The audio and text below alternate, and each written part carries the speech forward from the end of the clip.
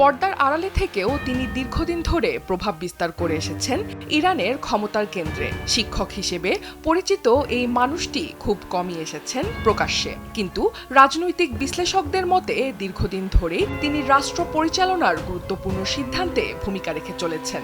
বলছি ইরানের বর্তমান সর্বোচ্চ নেতা মুজতবা হোসেনি খামেনির কথা, যিনি বাবা আলী খামেনির গেটকিপার হিসেবেও পরিচিত ছিলেন।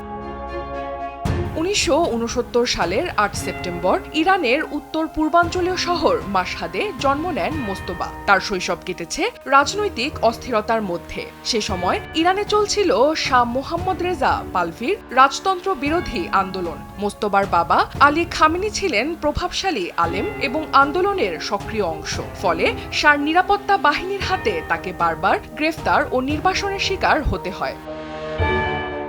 শরিয়া ভিত্তিক আধুনিক ইসলামী ব্যাংকিং। ইউসিবি ইসলামিক ব্যাংকিং একটি পরিপূর্ণ ইসলামিক ব্যাংকিং ব্যবস্থা। ১৯৭৯ সালে ঘটে ইরানের ঐতিহাসিক ইসলামী বিপ্লব। রাজতন্ত্রের পতনের পর বদলে যায় খামেনি পরিবারের অবস্থান। তখনই মোস্তবা চলে আসেন তেহরানে। সেখানে অভিজাত আলাভি হাই স্কুলে পড়াশোনা শেষ করে তিনি তেহরান ও কুমে ধর্মীয় শিক্ষা গ্রহণ করেন। পরে রক্ষণশীল আলেম মোহাম্মদ তাকি মেজবা ইয়াজদি সহ একাধিক প্রভাবশালী ব্যক্তির অধীনে পড়াশোনা করেন।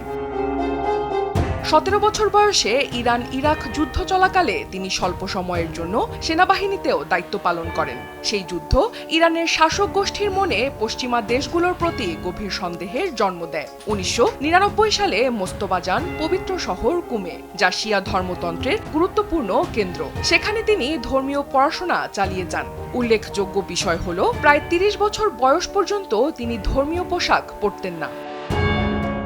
মোস্তবা একজন মধ্যম স্তরের আলেম। তিনি আয়াতুল্লাহ নন, তবুও দীর্ঘদিন ধরে সুপ্রিম লিডারের দপ্তরে পর্দার আড়ালের শক্তিশালী ব্যক্তিত্ব হিসেবে পরিচিত।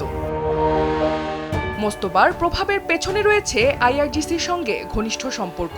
ইরাক ইরান যুদ্ধে তিনি হাবিব ব্যাটালিয়নে কাজ করেন এবং পরে নিরাপত্তা কাঠামোর শীর্ষ পর্যায়ের অনেক কর্মকর্তার সঙ্গে ঘনিষ্ঠ সম্পর্ক গড়ে তোলেন। পরে ২০১৯ সালে যুক্তরাষ্ট্র তার বিরুদ্ধে নিষেধাজ্ঞা আরোপ করে। অভিযোগ ছিল তিনি নির্বাচন, রাজনীতি ও নিরাপত্তা দমনপীড়নে ভূমিকা রেখেছেন। তবে ইরানের সংবিধান অনুযায়ী সুপ্রিম লিডার নির্বাচন করে ৮৮ সদস্যের অ্যাসেম্বলি অব এক্সপার্ট। জন্য প্রয়োজন উচ্চপদস্থ ধর্মীয় মর্যাদা এবং রাজনৈতিক যোগ্যতা। তাই অনেকেই মনে করেন, যদিও তিনি আয়াতুল্লাহ নন, তবুও পর্দার আড়ালে থেকে ইরানের ক্ষমতার রাজনীতিতে মোস্তবা খামেনি এক রহস্যময় এবং প্রভাবশালী চরিত্র।